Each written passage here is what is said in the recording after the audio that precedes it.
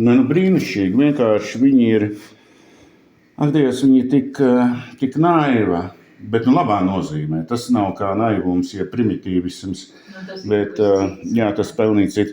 Bet pasties, kur ārkārtīgi grafiski skaisti, grafiska pret laukumiem. Šī naivā līnija, horizons, kas nav simetrisks, kas aiziet uz augšu un drebelīgs, brīnišķīgs, skaista tāda muižiņa. Tad, kāpēc pieminēja Landsmanu? Tāpēc man uzreiz es tikko izlasīju viņu to grāmatu Mēmans, tās intervijas. Vispār laba grāmata. Tikai neņemot vērā viņa izkrāsošanu, ja viņa glezniecība vispārējais. Viņš tas ir absolūti izcils. Man viņš paņēma... Anna mani atgādina nedaudz arī šitas. Viņam arī tās tik labi netaisa. Nē, tik labi ne. Jānīts to nevarētu. Nopietni. Labi. Nu, te ir, jā, bet redz, kas paliet ir. Te ir avots, tātad inspirācijas, un tad, tā ir tādas lietas, tu saproti, ja sāk iedziļināties, tā meža cūka, ir laba. Ļoti smuks. Tur ir apusējs. Šitas, pasties, šiten ir tā daļa, šitā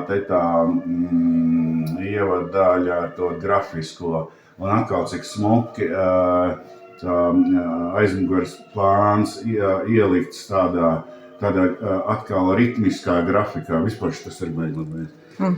Ne, gandrīz es tev teikšu, ka šitie te divi laikam. Atkal, es nevaru vienu, nevaru.